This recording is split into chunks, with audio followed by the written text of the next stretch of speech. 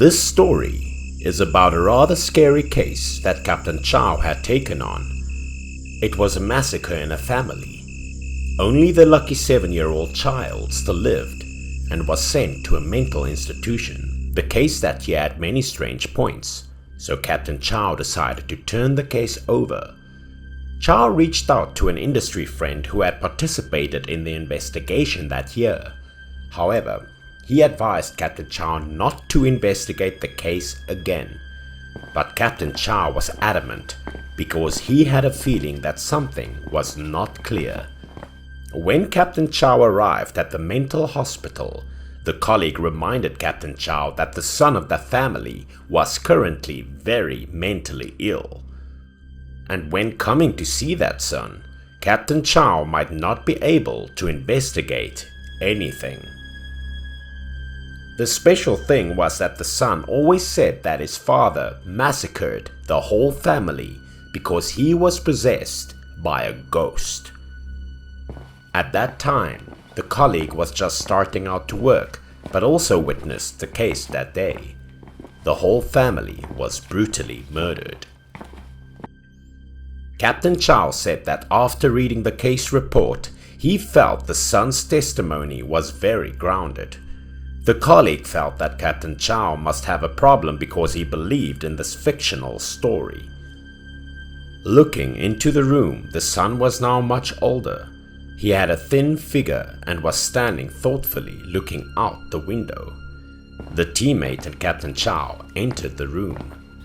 The son seemed very shy and panicked about everything. The policeman said hello to him, but he was very cautious. His eyes were sneaky and scared. The face was haggard as if running away from something. He signaled to everyone to keep their voices down because the thing could hear and kill them all. Then the son went under the bed to hide. Perhaps seeing his father kill the whole family made him obsessed. The colleague told Captain Chow that this crazy young man always hid from everyone around and no one could come in close contact. Captain Chow still managed to sit down and reassure his son. Captain Chow used a soft voice and believable actions to build trust with the son. Under the bed, the son lit a lot of candles. "I believe you. Tell me about that day," Captain Chow said. After hearing that someone believed what he said, the son suddenly changed his face and hesitated whether to come out or not. His colleague and Captain Chow together pulled him out. Now he was calmer. Then the son sat crouched on the bed and was able to speak clearly. Captain Chow felt that it was just because he was too scared. The son was psychologically affected because he was young at that time. This time the son opened his heart more and began to remember the past. The colleague also built trust with the son, saying that the captain was very good, could solve all cases, so he told Captain Chow everything. Hearing this, the son suddenly asked for help from Captain Chow. He kept saying that his father was wronged. Captain Chow reassured him and asked him to tell every detail. There would be a way to clear the case. Then the son crouched on the bed and began to tell his story. He was about 7 years old that year. His family lived in a poor village but lived together very happily. That day his father came home early from work, so he bought gifts for the whole family. Dad loved his family very much and never raised his voice at him. That night the whole family of 5 sat together. His father pulled out supplies and food he bought while on a business trip, including candies and candles of all kinds. All were delicious. Candles were also very special, unlike ordinary candles. They also had a very pleasant fragrance. His grandmother loved the scent of his candle, so she showed it to grandfather. His grandfather said that he had heard about scented candles. Only rich people had because the scent was very pleasant. Immediately his grandmother lit the candle. The whole family gathered together very happily. The scent from the candle made the whole house fragrant. After a while, the candle was about to burn out. Suddenly, the father's face began to deteriorate, sweating profusely and looking very tired. At this time, the father asked the family's permission to go inside and rest first. "Oh, he must have just come back from a long trip, so he's tired. Just let him go," the grandfather told the family. While talking happily, the faces of the mother and son became frightened. The father was now acting crazy, holding a big knife, and was attacking the grandfather. Without mercy, the father cut his grandfather's head in half with a knife in front of the whole family. The wife and son were extremely scared to the point of being motionless, not knowing what was wrong with her husband. Everyone was shocked by what had just happened. Then the father seemed to be controlled by something. His eyes were white and he turned to look at the rest of the family with cold eyes. The grandmother could not run away in time because of her advanced age. She could only plead with her mouth. But she was also brutally murdered by him. After seeing that, the wife hugged her son and ran to the door to call for help. But the father saw them. His next target was his wife and son. He held a bloody knife in his hand and began to chase the mother and son out of the door. At the moment, the son looked back and discovered a terrible thing that haunted him to this day. It was behind the father. Another shadowy figure was following. The shadow looked at the mother and son and gave a creepy smile. As soon as she ran to the door, the wife immediately met a neighbor's family who was visiting, thinking that she would be saved.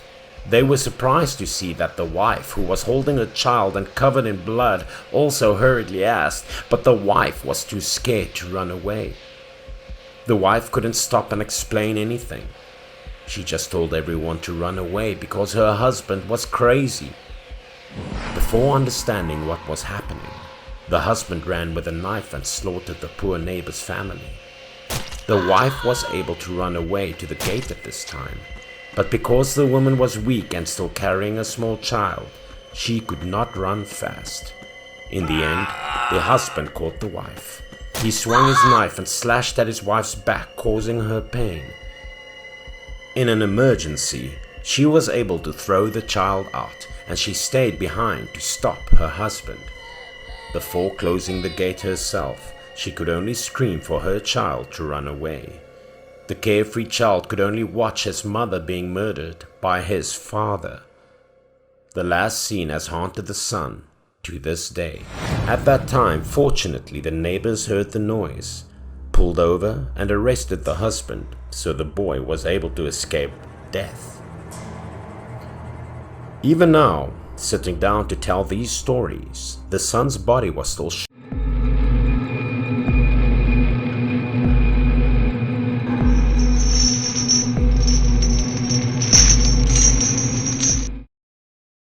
This story happened to Jiro 3 years ago.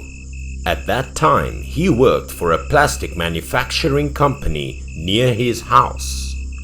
However, Jiro's company changed its working location, moving to the suburbs, more than 20 kilometers from his home. That caused a lot of inconvenience in Jiro's travels. And Jiro came up with a good idea. He signed up as a driver and took passengers along the way. That helped Jiro have more income, enough to take care of gas. That day, although he got off work a bit late, he was still not worried because the customer had booked an appointment in advance, and both also gave a suitable time frame. As soon as he got to the car, Jiro's phone rang loudly. He opened his phone and saw that it was his customer's phone number.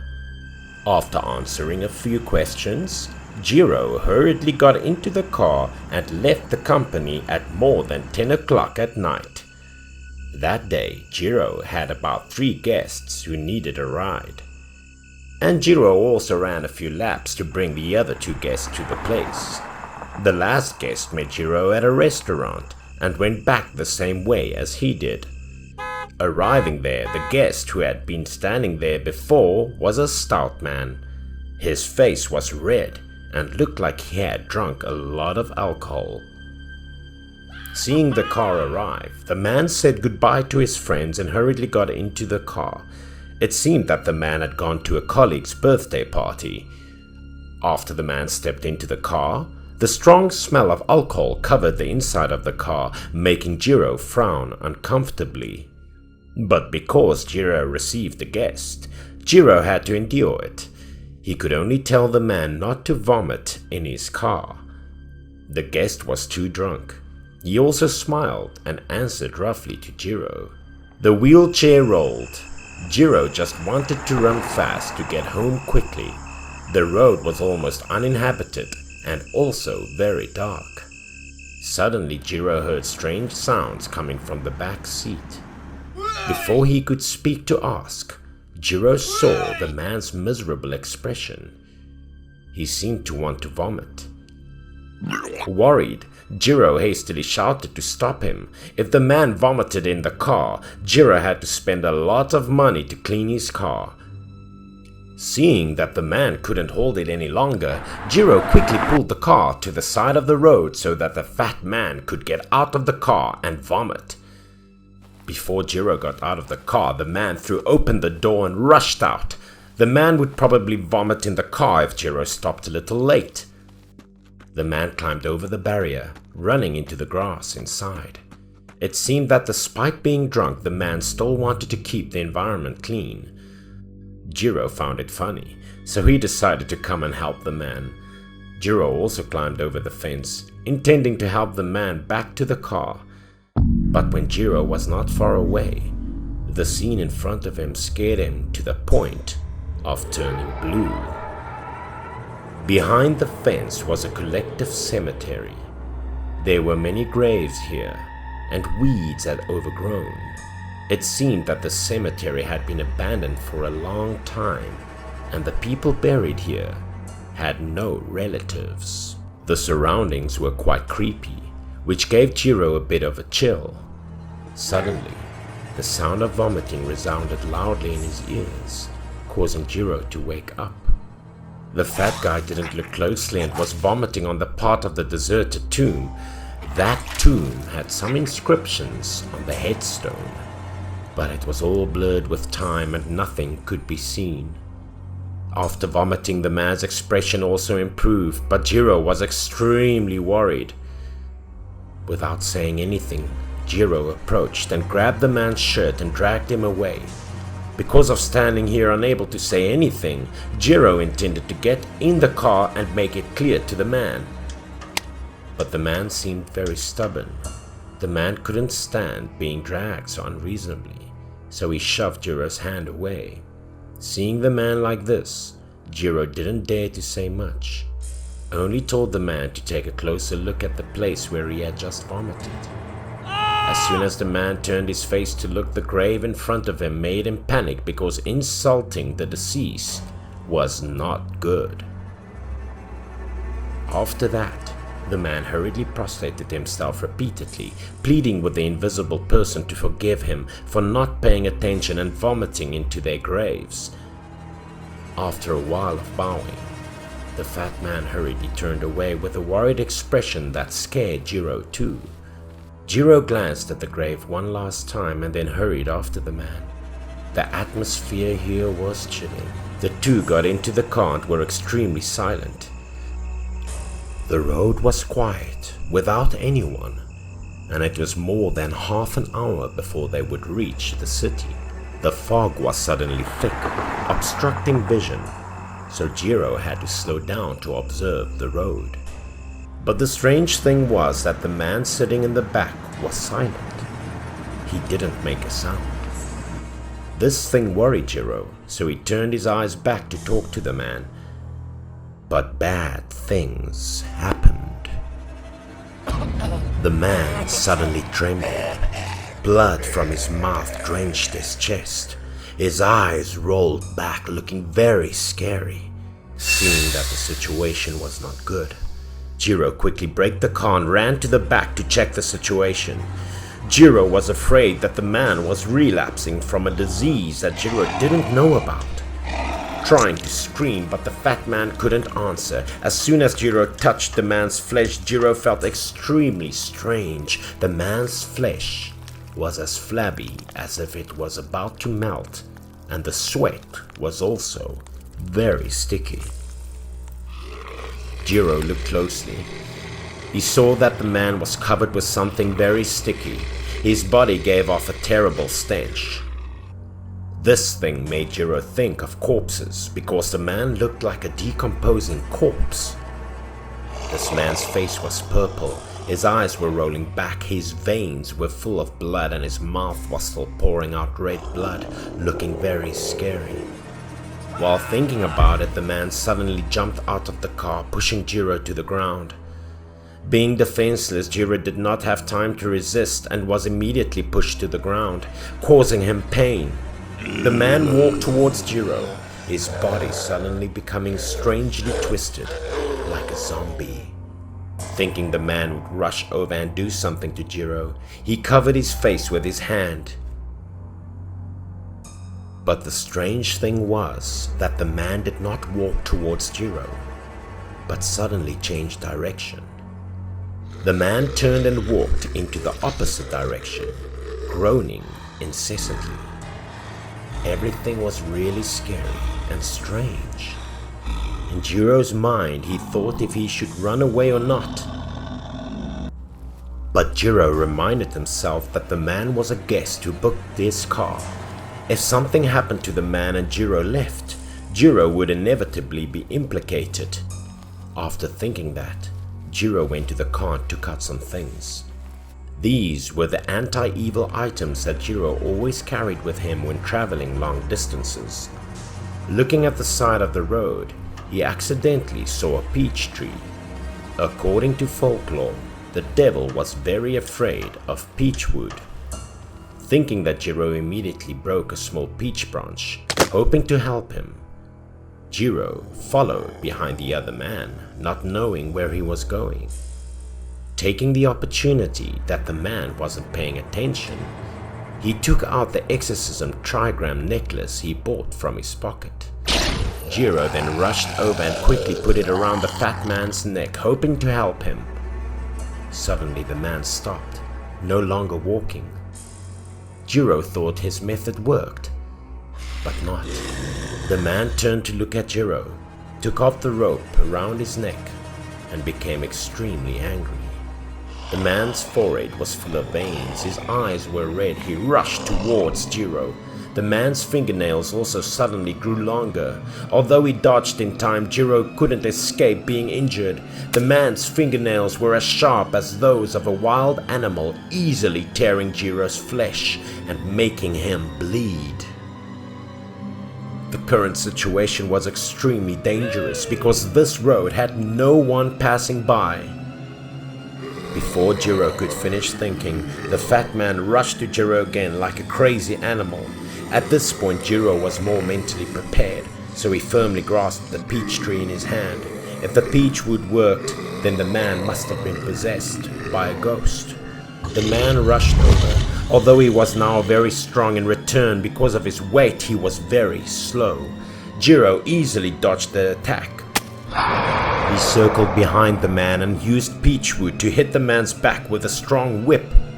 Right where the mark of the whip was on the man's back, smoke appeared. Strange, Jiro thought to himself. Maybe fighting ghosts was like this. Jiro was too surprised to see these things for the first time, but he couldn't help but be overjoyed. Being hit by surprise made the fat man even angrier. He lunged like crazy at Jiro, but of course he was too slow. Jiro was able to dodge again. Then Jiro swung the tree, lashing the man in the face, causing the man's face to be instantly wounded and smoked like his back. At this point, although angry, the man seemed to have calmed down and was a bit afraid. Taking the opportunity, Jiro rushed to use the peach tree to strangle the fat man. Jiro tightened his grip on the man's neck. The smoke rose again like cooked meat. The man also cried out in pain. It seemed that this method had worked. The man's face gradually became rosy again. The body was warmer and the stench gradually disappeared. Seeing that, Jiro quickly let go of the wooden tree, afraid that a long squeeze would kill the man. After regaining consciousness, the man looked up at Jiro and stammered about his encounter with the ghost. The man said that not long after the car drove, suddenly a woman appeared in the car sitting next to him. The girl's mouth kept muttering to the man to come back to her house. The man was too scared to scream, intending to call Jiro. But before he could scream, the girl turned to look at him with red eyes, purple, cracked skin. Very scary. As soon as the man shouted, he couldn't remember anything after that. Just know that he had followed the girl a very long way, but he did not know where he was going. Then the man felt his head throbbing, like someone hit him, then opened his eyes and saw Jiro in front of him. Hearing the story, Jiro knew for sure that it was related to the deserted tomb. The two quickly ran to the car and drove as fast as they could back to the city. Sometime later, Jiro never took that road again. He chose a different route, a little further, but with more traffic. This story was the scariest thing in his life.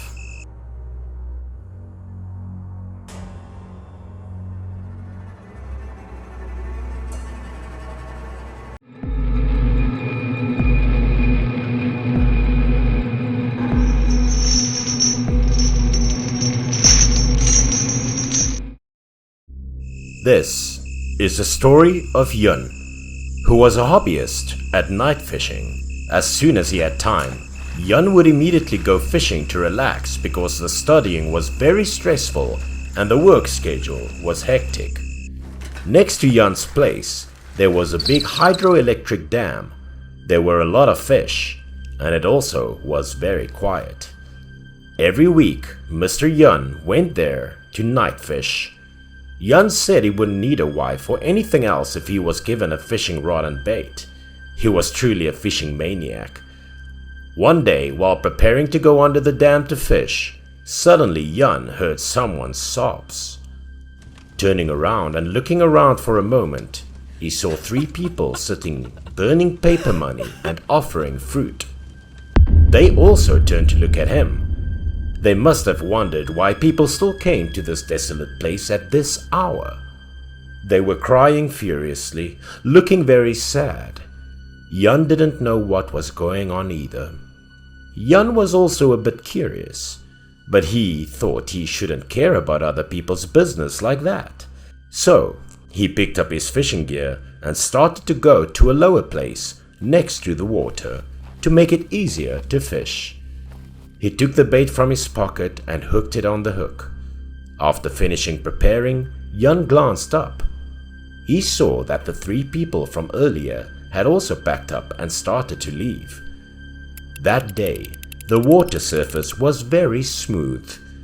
A few hours had passed. Yun still hadn't caught any fish, but he was still patiently waiting. It was getting darker, and now only Yun was there. That day was Yun's worst day of fishing, as more than 3 hours had passed without any fish, leaving him a bit depressed. Yun pulled out his phone from his pocket, intending to play some music to ease his boredom. But Yun still had no intention of going home because he was determined to catch 1 fish at least today. Suddenly, Yun heard a noise behind him, causing him to quickly turn around to look. There seemed to be a shadow of someone where the 3 people burned the banknotes a while ago. Yun thought to himself, could someone still come to burn paper money at this time? Why so late? Out of curiosity, Yun stood up and took a flashlight he always carried with him when fishing at night and shined at the shadow, and in the dim light of the flashlight, it appeared to be a child. The child was reaching out to take fruit from the place where the 3 people's burning money paper earlier and eating it deliciously. Hearing a noise, the child jumped, turned to look at Jan and quickly ran away. Well, right now, Mr. Jan was adjusting the flashlight to shine further so that he could see the child's face and plan to talk to him. He wanted to know why the child was still outside, like this, because it was late at night. But after adjusting the flashlight, Jan looked back to the place where the child was, and the child was no longer there. Jan felt a bit strange at this moment, because he had encountered some unusual things tonight. No one ever came to this dam the night before. After thinking for a while, he intended to turn to clean up the fishing tools and come back home. But at this moment, his fishing rod suddenly became heavy. It was impossible to pull up. Jan shined his flashlight on the hook and saw a dark shadow peeking out from under the water. That made him happy because he thought there was finally a harvest today. Then he quickly took some more bait from the toolbox, rounded it up, and threw it at the hook. The purpose was to lure the fish to stay still without struggling to escape. When going fishing at night, the buoy attached to the hook also had a light on it. As soon as Jan threw the bait in that direction, the float began to move. Then, something black began to emerge from the water. At that time, Jan thought maybe he had bad luck with trash. The strange object rose higher and higher. Jan started to shine a flashlight on it to see what he ended up catching, something so heavy. But when he reached there with the light, what was in front of him made him gasp in horror. What Jan caught was a human head. To be precise, a child's head. Its skin was pale and rotting, and it looked horrible. Suddenly its pupils moved, and it stared at him with a monstrous smile on its lips, wide from ear to ear. That made Jan panic and fell backwards without being able to get up to run. It was the first time in his life that he encountered such a scary thing. His whole body was exhausted. At that time, Jan could not hold the flashlight steady, causing it to fall onto the ground. Whether by coincidence or by chance, the flashlight fell on the ground. It shined the light towards the child's head. It wasn't just a head now, but half of its body was sticking out of the water. The child's body contorted. It was worth mentioning why that child could stand on the water like that. Then, the child slowly raised one hand, then looked towards the frightened Jan in the distance. The child slowly waved and called out to Jan, his mouth grinning monstrously, his skin so rotting that it could be seen from afar. At times like these, anyone would be extremely scared and try to run away. But for some reason, Jan unconsciously just wanted to follow the child's call. Then, Jan suddenly stood up again and walked into the direction of the ghost child. Jan couldn't control his body and mind at that time. He just wanted to go fast to get there with the child. One step, then two steps. Jan walked slowly like a puppet being controlled. He went near the water. No one knew he was there, and this dam was very big and the water was extremely deep. Suddenly at that moment, Jan's chest felt like it was hit by something, making him suddenly wake up from that pain. At this moment, Jan seemed to have just come out of a dream. He hurriedly touched his chest and suddenly remembered that there seemed to be a necklace around his neck. The necklace was taken by his mother at the temple. He had always worn it with him since he was a child. When Jan took it out to see, the pendant was a broken image of Guanyin Buddha. This pendant was made of monolithic marble. There was no impact. Why did it automatically break like that? Now that he had calmed down, Jan realized that he only needed one more step to fall into the dam. Immediately, Jan hurriedly turned his back and ran towards his bicycle, still not forgetting to turn his head to look at the ghost child. Even though the night was dark, Jan could still see the child's angry expression. The child then slowly sank back into the water. Perhaps the child intended to use Jan's soul to take its place. Folks always said that water ghosts were people who died in the river or lake before their fate was reached. They need another person to take their place, so they could be reincarnated. After collecting fishing tools, Jan went straight to his bike without daring to look back at the dam again. He was afraid that if he would be fascinated by the child, he would suffer again. Jan ended up cycling straight to his friend's house nearby to sleep, still panicking in his heart. Since then, he never went night fishing again, because no one knew if such luck would come to him again or not.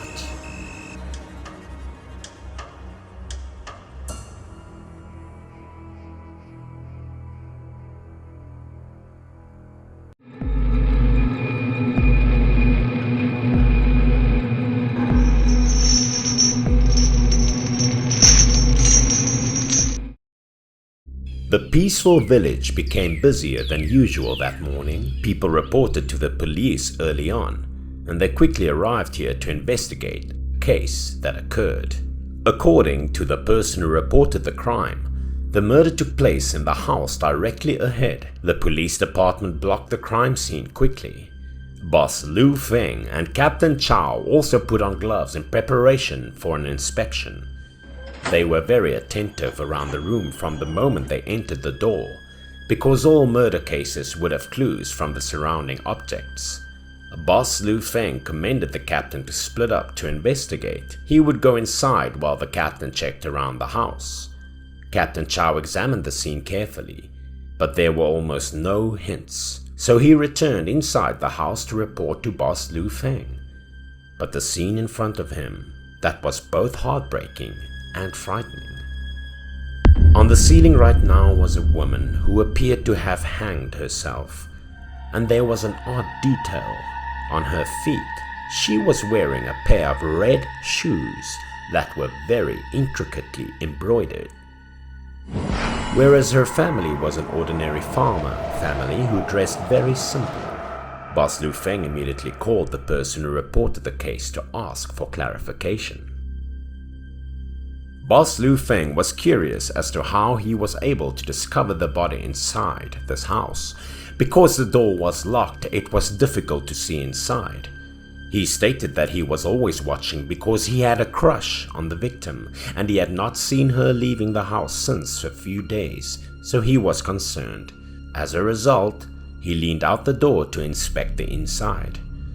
While looking for the girl, he was discovered by two of her relatives.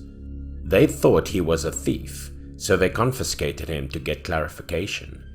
However, after explaining that he was concerned about the girl, he peered inside to see how she was doing. Her relatives were concerned after not seeing her for 2 days and came here to find out what had happened. When her uncle opened the door and walked inside, he panicked and was screaming while rushing out the room. Only then people rushed in to learn that the girl had hanged herself.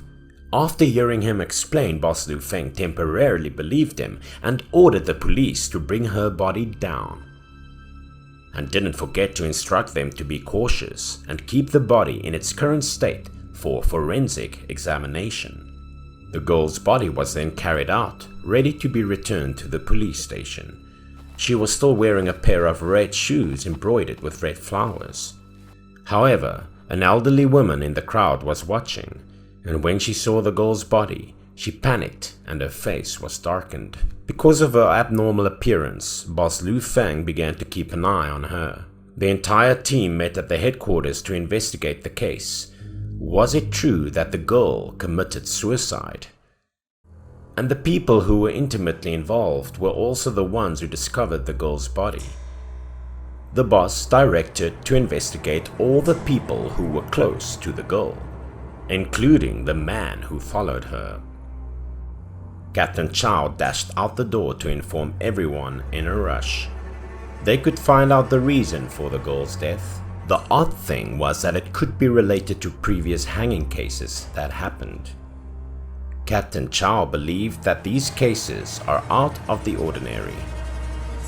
"Sir, I believe this case was connected to a curse." Boss Lu Feng was taken aback. "Another witchcraft case?" Captain Chow explained to his boss what he had learned from the elderly woman who had reacted strangely the day before as soon as they started to go back to the crime scene. Before that, there was a girl in the village whose husband died young and was unable to work hard, so she chose to sleep with men to earn money. But she was discovered by a woman in the village. They came to beat her and scratched her face in order to prevent her from seducing men in the future. They shaved her hair and ruined her face, then abandoned her in the middle of the street. She then hanged herself in her house. She was already dead when people found her, and she was wearing the same red embroidered shoes which appeared at the crime scene recently.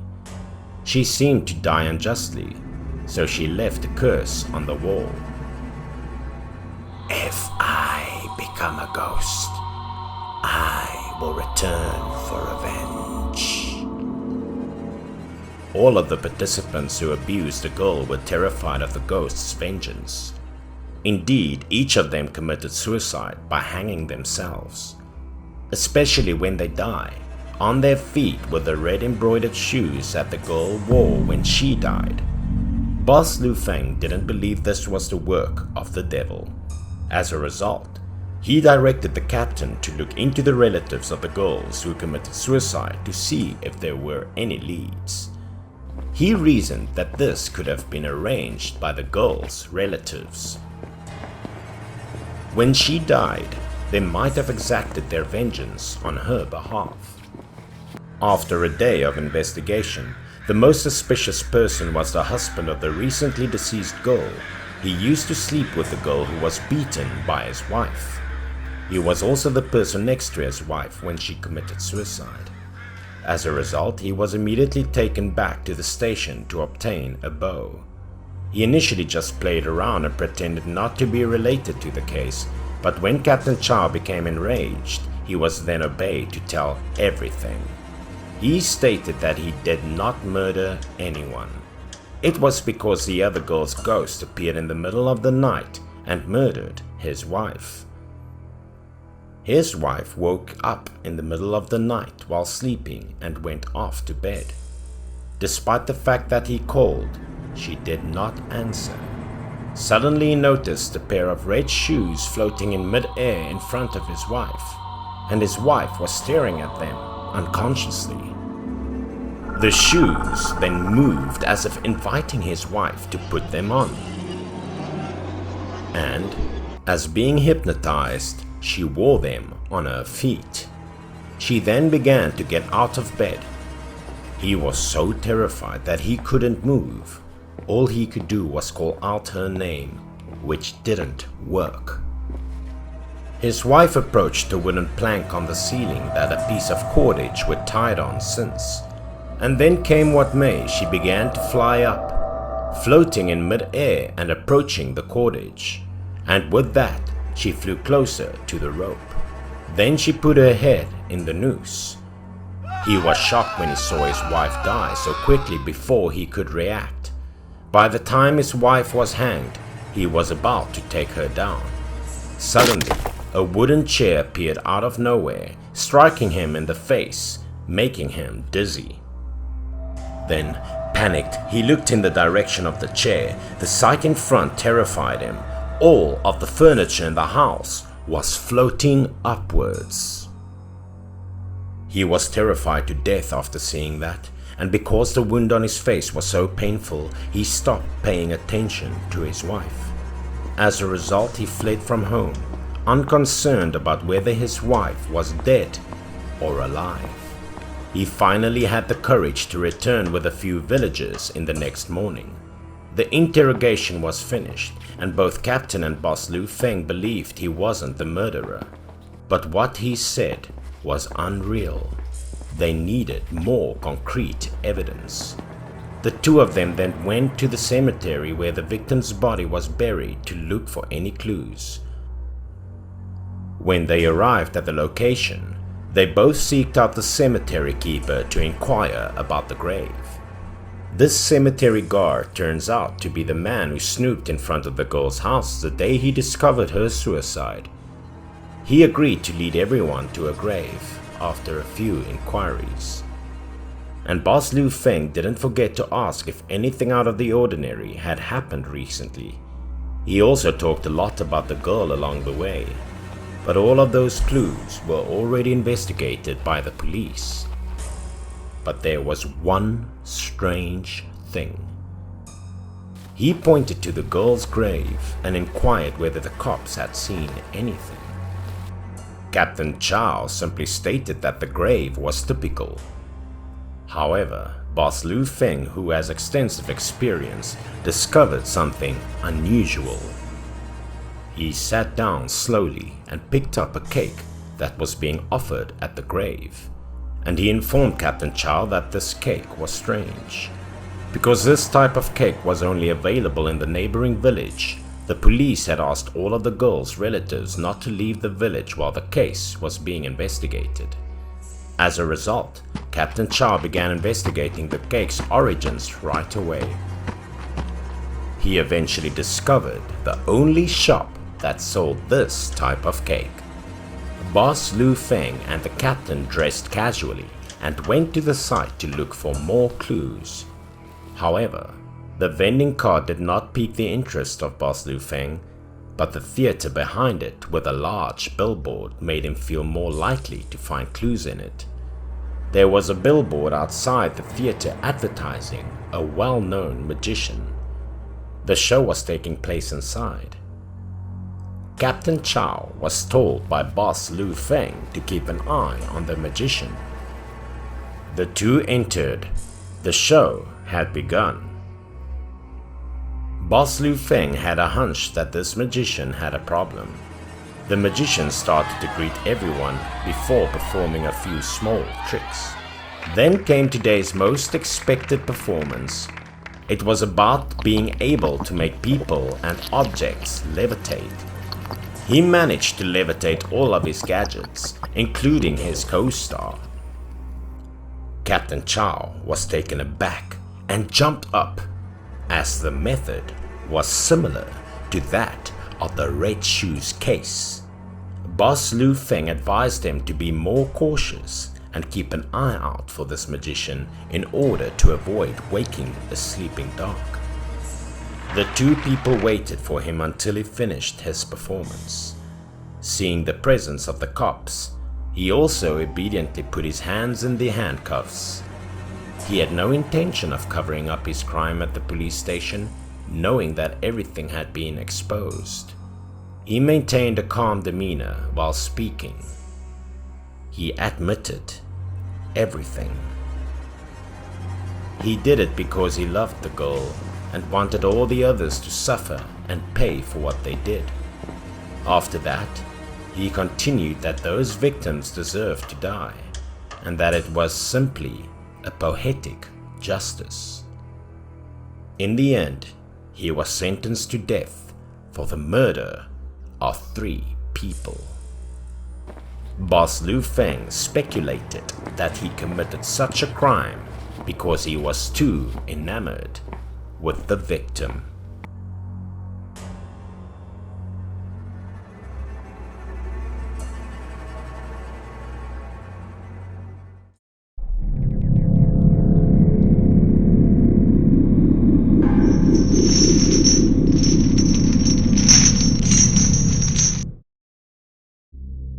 This story is about a rather scary case that Captain Chow had taken on. It was a massacre in a family. Only the lucky 7-year-old child still lived and was sent to a mental institution. The case that he had many strange points, so Captain Chow decided to turn the case over. Chow reached out to an industry friend who had participated in the investigation that year. However, he advised Captain Chow not to investigate the case again. But Captain Chow was adamant because he had a feeling that something was not clear. When Captain Chow arrived at the mental hospital, the colleague reminded Captain Chow that the son of the family was currently very mentally ill. And when coming to see that son, Captain Chow might not be able to investigate anything. The special thing was that the son always said that his father massacred the whole family because he was possessed by a ghost. At that time, the colleague was just starting out to work, but also witnessed the case that day. The whole family was brutally murdered. Captain Chow said that after reading the case report, he felt the son's testimony was very grounded. The colleague felt that Captain Chow must have a problem because he believed in this fictional story. Looking into the room, the son was now much older. He had a thin figure and was standing thoughtfully looking out the window. The teammate and Captain Chow entered the room. The son seemed very shy and panicked about everything. The policeman said hello to him, but he was very cautious.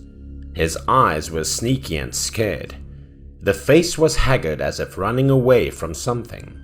He signaled to everyone to keep their voices down because the thing could hear and kill them all. Then the son went under the bed to hide. Perhaps seeing his father kill the whole family made him obsessed. The colleague told Captain Chow that this crazy young man always hid from everyone around and no one could come in close contact. Captain Chow still managed to sit down and reassure his son. Captain Chow used a soft voice and believable actions to build trust with the son. Under the bed, the son lit a lot of candles. "I believe you. Tell me about that day," Captain Chow said. After hearing that someone believed what he said, the son suddenly changed his face and hesitated whether to come out or not. His colleague and Captain Chow together pulled him out. Now he was calmer. Then the son sat crouched on the bed and was able to speak clearly. Captain Chow felt that it was just because he was too scared. The son was psychologically affected because he was young at that time. This time the son opened his heart more and began to remember the past. The colleague also built trust with the son, saying that the captain was very good, could solve all cases. So he told Captain Chow everything. Hearing this, the son suddenly asked for help from Captain Chow. He kept saying that his father was wronged. Captain Chow reassured him and asked him to tell every detail. There would be a way to clear the case. Then the son crouched on the bed and began to tell his story. He was about 7 years old that year. His family lived in a poor village but lived together very happily. That day his father came home early from work, so he bought gifts for the whole family. Dad loved his family very much and never raised his voice at him. That night the whole family of 5 sat together. His father pulled out supplies and food he bought while on a business trip, including candies and candles of all kinds. All were delicious. Candles were also very special, unlike ordinary candles. They also had a very pleasant fragrance. His grandmother loved the scent of his candle, so she showed it to grandfather. His grandfather said that he had heard about scented candles. Only rich people had because the scent was very pleasant. Immediately his grandmother lit the candle. The whole family gathered together very happily. The scent from the candle made the whole house fragrant. After a while, the candle was about to burn out. Suddenly the father's face began to deteriorate, sweating profusely and looking very tired. At this time the father asked the family's permission to go inside and rest first. Oh, he must have just come back from a long trip, so he's tired. Just let him go. The grandfather told the family. While talking happily, the faces of the mother and son became frightened. The father was now acting crazy, holding a big knife, and was attacking the grandfather. Without mercy, the father cut his grandfather's head in half with a knife in front of the whole family. The wife and son were extremely scared to the point of being motionless, not knowing what was wrong with her husband. Everyone was shocked by what had just happened. Then the father seemed to be controlled by something. His eyes were white and he turned to look at the rest of the family with cold eyes. The grandmother could not run away in time because of her advanced age. She could only plead with her mouth. But she was also brutally murdered by him. After seeing that, the wife hugged her son and ran to the door to call for help. But the father saw them. His next target was his wife and son. He held a bloody knife in his hand and began to chase the mother and son out of the door. At the moment, the son looked back and discovered a terrible thing that haunted him to this day. It was behind the father. Another shadowy figure was following. The shadow looked at the mother and son and gave a creepy smile. As soon as she ran to the door, the wife immediately met a neighbor's family who was visiting, thinking that she would be saved. They were surprised to see that the wife, who was holding a child and covered in blood, also hurriedly asked, but the wife was too scared to run away. The wife couldn't stop and explain anything. She just told everyone to run away because her husband was crazy. Before understanding what was happening, the husband ran with a knife and slaughtered the poor neighbor's family. The wife was able to run away to the gate at this time, but because the woman was weak and still carrying a small child, she could not run fast. In the end, the husband caught the wife. He swung his knife and slashed at his wife's back, causing her pain.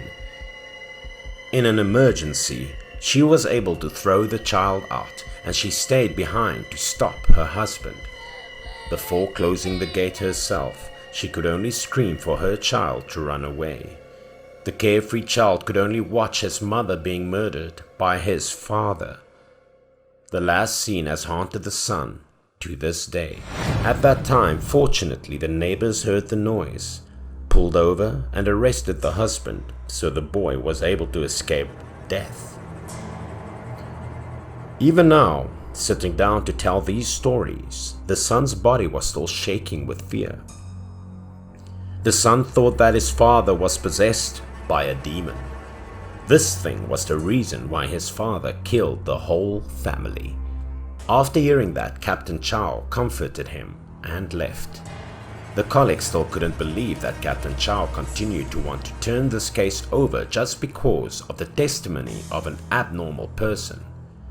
The colleague told Captain Chow to relax and rest, why he had to find a job that made him so busy. But Captain Chow directly rejected him and firmly went to investigate this case. After seeing that Captain Chow was so determined, the colleague did not stop him anymore. He actively told the captain the specific address of the house where the murder took place, and still didn't forget to tell the captain to be careful. Captain Chow quickly came to the house that night. The house had been abandoned since the incident. Over the years, the house became dilapidated. Captain Chow opened the gate and shone his flashlight inside.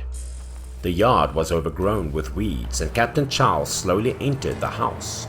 Very quickly he reached the inside of the house. The surrounding walls were rotting and seemed to fall at any moment.